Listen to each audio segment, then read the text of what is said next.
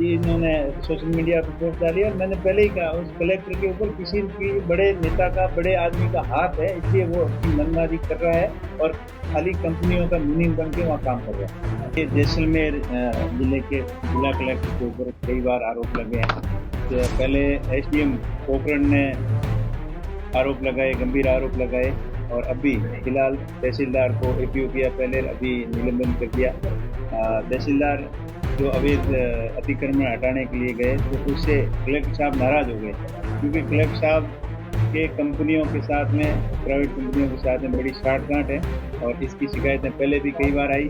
पहले एक 60 लाख रुपए की रिश्वत कांड का एक शिकायत आई, उसमें एक तहसीलदार को और एक पटवारी को निलंबन कर दिया था। और उसके बाद में लगातार शिकायतें आ रही है, और वो प्रशासनिक अधिकारियों के ऊपर अनलीगली दबाव बना रहे हैं और कंपनी वालों के शेयर के अंदर काम करने के लिए उनको बाधित करते हैं। इस प्रकार की कई दर्जनों शिकायतें आने के बावजूद कलेक्टर के ऊपर सरकार की तरफ से कोई एक्शन नहीं है और न कोई उसके ऊपर ध्यान दे रहा है। इससे साफ जाहिर हो रहा है कहीं न कहीं बड़े आदमी का उसके उनके ऊपर आशीर्वाद है और वो नियमों को ताक में लगाते हुए अनलीगल तरीके से जमीनों का हस्तांतरण करते हैं। सीलिंग एक्ट का घोर उल्लंघन और जो रिहायशी आबादी जमीनें हैं, तालाब की जमीनें हैं, गोसर की जमीनें हैं, ओरन की जमीनें हैं, वहाँ पर लोग स्थायी रूप से सदियों से रहते आए हैं, उन को अनदेखा करते हुए उन ग्रामीणों की जन भावना को दरकिनार करते हुए खाली कंपनी के हित के अंदर लगातार कार्रवाई कर रहे हैं। उन कंपनियों को लाभ पहुंचाने के लिए कंपनी के मुनीम की तरह काम कर रहे हैं। प्रशासनिक काम कम और कंपनी के काम ज्यादा के ऊपर लगे हुए हैं। मेरी मीडिया के माध्यम से सरकार से मांग है, मुख्यमंत्री जी से मांग है कि ऐसे अधिकारी को कभी हटा देना चाहिए था। आखिर इनके ऊपर इतनी मेहरबान सरकार क्यों बन रही है? इतनी सारी शिकायतें आने के बावजूद इनके ऊपर कोई कार्रवाई नहीं। और हद तो तब हो गई कि रक्षा मंत्रालय की जमीन, उसके ऊपर भी निजी कंपनियों को देने की नीयत से रजिस्ट्रियां हो रही है। कहीं पर उनको जमीन का स्थानांतरण करने के लिए, किस्म बदलने के लिए अपने नीचे के अधिकारियों के ऊपर अनलीगली दबाव बनाया जा रहा है। इस तरीके की दबाव की राजनीति, दबाव प्रेशर बनाकर कंपनियों को फायदा पहुंचाना कहाँ तक ठीक है? मेरा सरकार से मांग है कि ऐसे अधिकारियों के खिलाफ कार्रवाई करी जाए। पहले रामसर के एसडीएम के ऊपर भी गंभीर आरोप लगे। यहाँ बॉर्डर सीमांत एरिया है, सुरक्षा की दृष्टि से सेंसिटिव एरिया है और यहाँ पर आने जाने के लिए परमिशन लेनी जरूरी होती है। फिर भी उन सभी नियमों को ताक में रखकर सीलिंग एक्ट के का भी उल्लंघन करके हजारों बीघा जमीन अनऑथराइज तरीके से कंपनियों के फेवर में कर रहे हैं। और कंपनियों के फेवर में इस तरीके से करने से स्थानीय लोगों के साथ में अन्याय होता है, उनके अधिकारों के साथ में, उनके हक के साथ में खिलवाड़ हो रहा है। पर्यावरण को बहुत इस आने वाले समय में बहुत बड़ा नुकसान होगा। अब सोलर भी लगने जरूरी है, लेकिन साथ साथ में पर्यावरण का भी रख रखाव करना हम सब की जिम्मेदारी बनती है। ओरन की जमीन हो, चाहे गोसर की जमीन हो, चाहे तालाब की जमीन हो, चाहे आबादी जमीन हो, चाहे कच्ची योग्य जमीन हो, उन जमीनों की रक्षा करना भी हम सबका दायित्व बनता है। क्योंकि इतनी बड़ी संख्या के अंदर सोलर प्लांट लगने से अपने एरिया के अंदर हीट वेव की संभावना बहुत ज्यादा बढ़ जाती है और टेम्परेचर कंट्रोल नहीं कर पाएंगे और ज्यादा सोलर प्लांट लगने से टेम्परेचर बढ़ने का खतरा है। और जिस प्रकार सोलर प्लांट पेड़ों की अंधाधुंध कटाई कर रहे हैं, वो उनके बदले के अंदर प्लेसमेंट जो होना चाहिए, नए पेड़ पौधे लगाने चाहिए, नया एरिया डेवलपमेंट करना चाहिए, ग्रीन बेल्ट बनाना चाहिए, उसकी तरफ किसी का ध्यान नहीं है। आपकी प्रेस मीडिया के माध्यम से मेरी सरकार से मैं ये भी मांग साथ में करूंगा कि जिन कंपनियों को जमीनें अलॉट कर रहे हैं उनके अंदर कम से कम, चाहे प्राइवेट जमीन हो या सरकारी जमीन हो, 25% एरिया ग्रीन बेल्ट वहीं उसी जगह पर डेवलपमेंट करवाए, ताकि आने वाले समय में पर्यावरण को खतरा नहीं हो, तापमान बढ़ने का खतरा नहीं हो। अगर उनके ऊपर पाबंदी नहीं लगाएंगे तो वो वैसे ही झूठे घोषणा पत्र दे देंगे कि हमने ग्रीन बेल्ट डेवलपमेंट दूसरी जगह कर दिया है, लेकिन हमें क्या पता। और अगर अपने एरिया के अंदर ग्रीन बेल्ट डेवलप नहीं करेंगे, दूसरी जगह करेंगे, तो अपने को क्या फायदा है। इस वजह से यहाँ पर हजारों मेगावाट सोलर प्लांट लगे हुए हैं और कई हजार और लगने वाले हैं।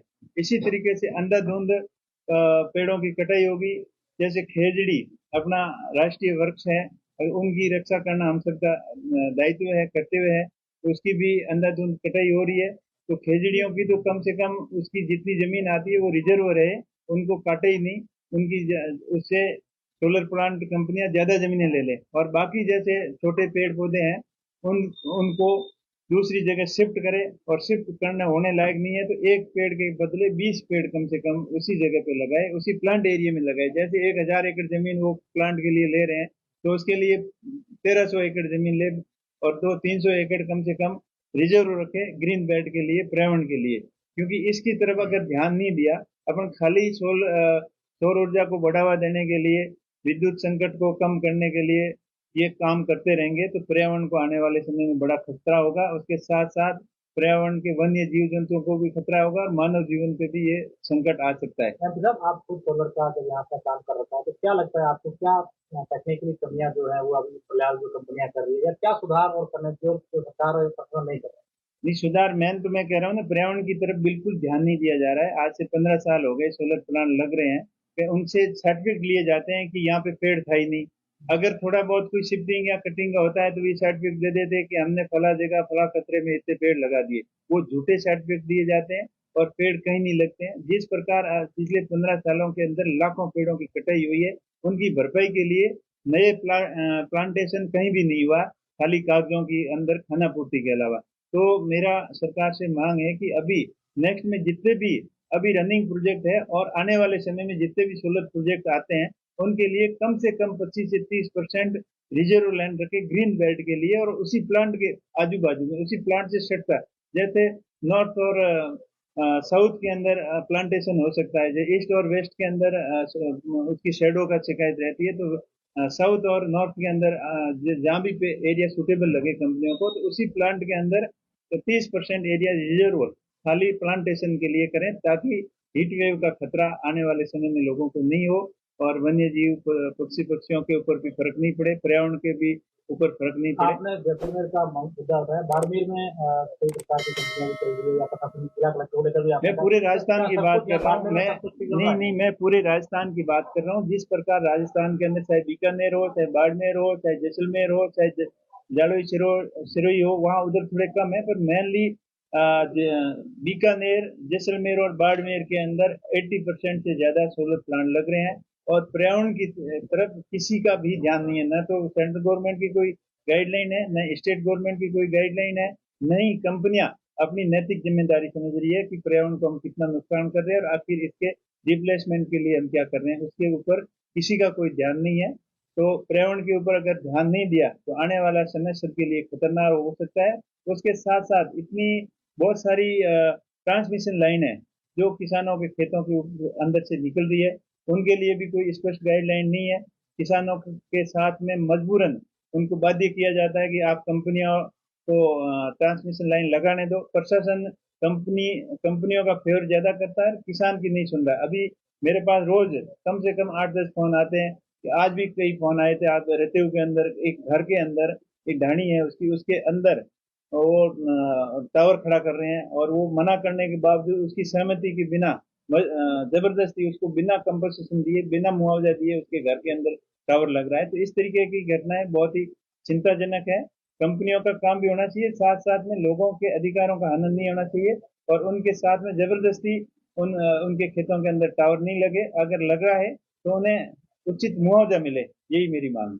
तो ये जो सारी चीज आप बता रहे हैं सर, ये सारा जो मामला जब से सोलर बाड़मेर में शुरू हुआ, तब से हर नेता जनप्रतिनिधि जो इस मामले में आवाज उठाता है, वो सिर्फ प्रेस कॉन्फ्रेंस तक सीमित है, और बार बार उसको ये कहना पड़ रहा है कि उनकी सुनवाई नहीं हो रही। तो क्या असल में ये स्थिति है कि जनप्रतिनिधियों की सुनवाई कंपनियों के सामने कुछ भी नहीं हो रही?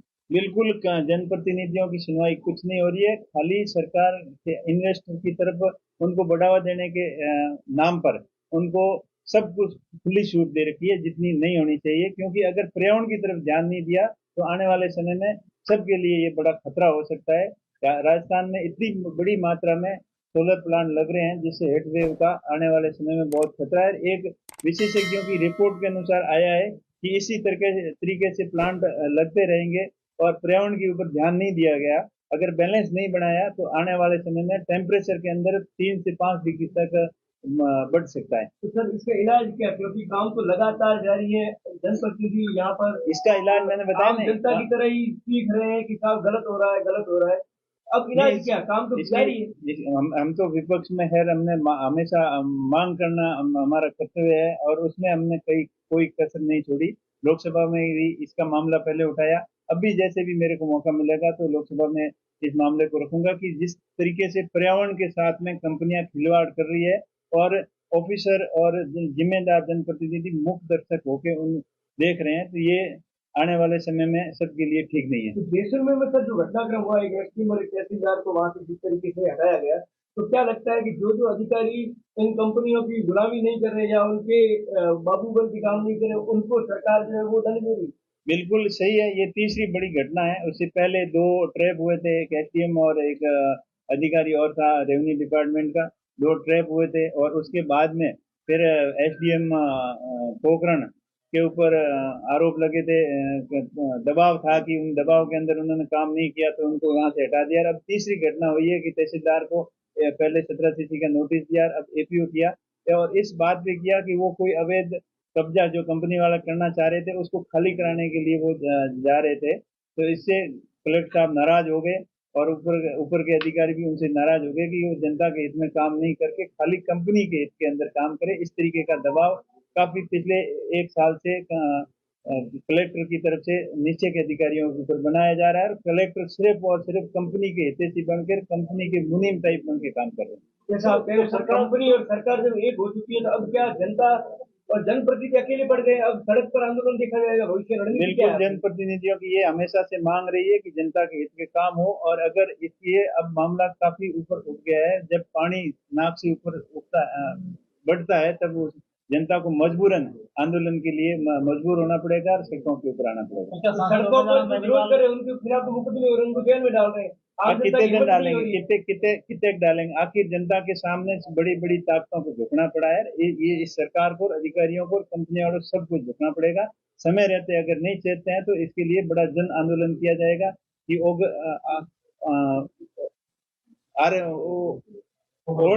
ओरण की, गोसर की, और जो सिवाई सब की जमीन है, जहाँ तालाब की जमीन है, वाटर रिसोर्सेज जो पुराने समय से प्राकृतिक वाटर रिसोर्सेज हैं, उसके अंदर नाड़ी तालाब की जमीन को कोई भी उसको टच नहीं कर सकता। और यहाँ पर खुलेआम कंपनियों को फायदा पहुंचाने के लिए न तो देवत भूमि को बख्शा जा रहा है, न ही ओरण की भूमि को बख्शा जा रहा है, न ही तालाब की भूमि को बख्शा जा रहा है, न ही आबादी भूमि को बख्शा जा रहा है। सिर्फ और सिर्फ कंपनियों को ज्यादा से ज्यादा जमीन अलॉट करने की होड़ लगी हुई है, और उसी में अडानी जैसी 2-4 बड़ी कंपनियां हैं, वो सारी जमीनें अधिग्रहण करके अपने अंडर लेके वहाँ अपने सोलर प्लांट स्थापित करना चाह रही है, जिसमें पब्लिक हित की तरफ किसी का ध्यान नहीं है। वहाँ भविष्य क्या देखते हैं बाड़मेर जिले में, भविष्य क्या देखते हैं आप इस इलाके का?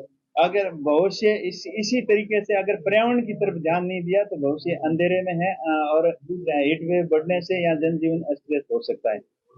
उमेश जी, मुंह बोली ओढ़ने जो है वो बाड़मेर जैसलमेर के अंदर बहुत सारी मात्रा में है, और वहां पर कंपनियों को अलॉट की जाएगी। तो क्या सांसद होने के नाते आप लोकसभा के अंदर इस मुद्दे को बिल्कुल बिल्कुल, आपकी सवाल बिल्कुल करेक्ट है। मैं यही चीज आपको कहना चाह रहा था कि मुंह बोली ओरण है, जहाँ एक्चुअल में राजस्व रिकॉर्ड के अंदर ओरण दर्ज नहीं है, लेकिन सदियों से वहां पर ओरण है, वहाँ पेड़ पौधे हैं, जैसे देवी देवताओं के नाम से अब ओरणे बनी हुई है, वहाँ मंदिर बने हुए हैं, वहाँ बड़े ट्रस्ट बने हुए हैं। उन जमीनों के साथ में छेड़छाड़ करना ये आने वाले समय के लिए ठीक नहीं है। लोगों की आबादी की जमीन, जो पशुओं के लिए सारागाह की जमीन, वो भी सुरक्षित रखना बहुत जरूरी है।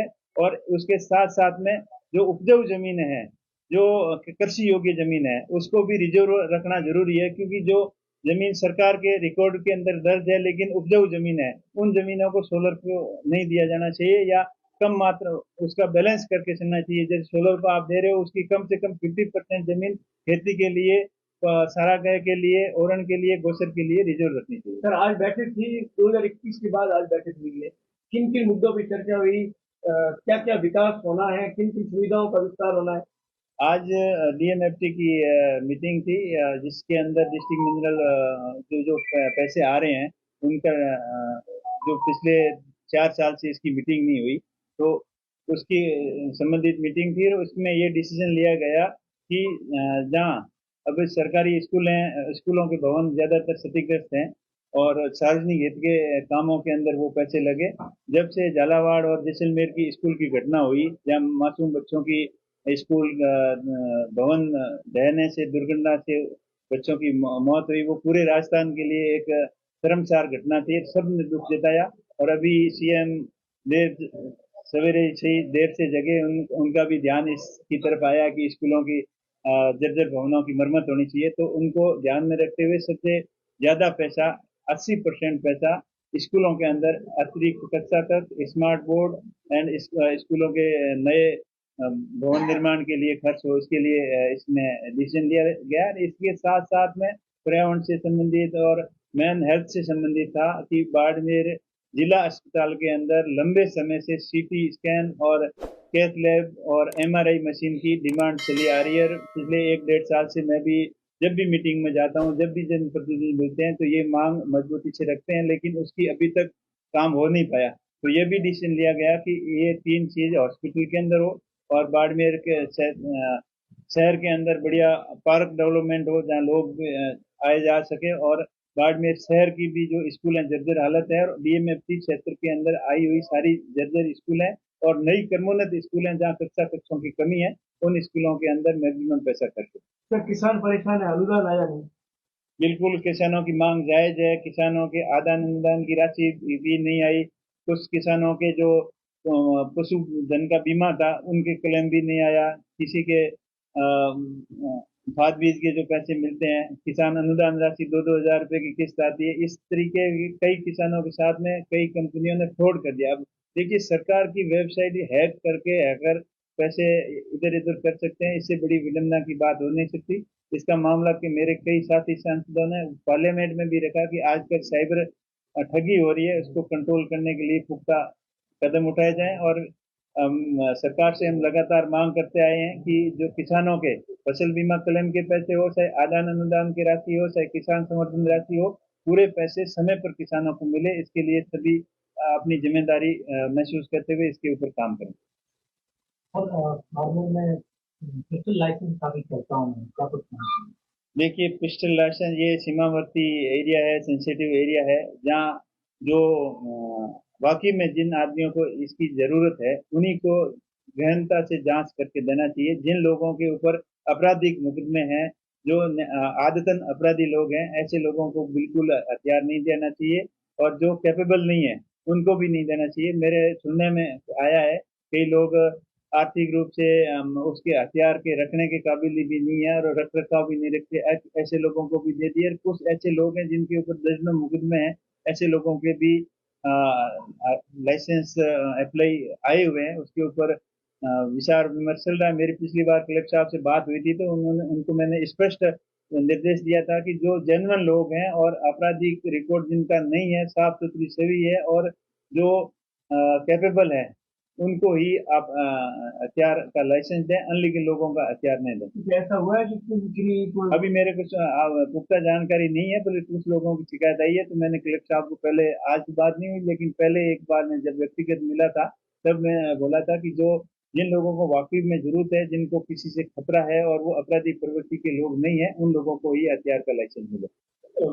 तहसीलदार ने सोशल मीडिया के ऊपर कमेंट करके कलेक्टर के ऊपर सीधे आरोप लगाया तो आप पब्लिक की तरफ से काम कर रहे हो, उसको लेके क्या लगता है? सरकार का बिल्कुल सरकार ने कई नहीं, मैंने पहले ही आपको बताया, एसडीएम तहसीलदार साहब ने अपनी पीड़ा जाहिर की है, कोई सुनने वाला नहीं था तो सोशल मीडिया के ऊपर डाला, क्योंकि उनके अधिकारी जो रिस्पॉन्सिबिलिटी है उनके ऊपर के, वो उन्होंने उनकी बात नहीं सुनी। बात सही सुनने के बजाय उनको नोटिस दिया और फिर उनको उसको सस्पेंड कर दिया। तो उससे आहत होकर ये इन्होंने सोशल मीडिया पर पोस्ट डाली। और मैंने पहले ही कहा, उस कलेक्टर के ऊपर किसी भी बड़े नेता का, बड़े आदमी का हाथ है, इसलिए वो अपनी मनमानी कर रहा है और खाली कंपनियों का मुनीम बन के वहाँ काम कर रहा है।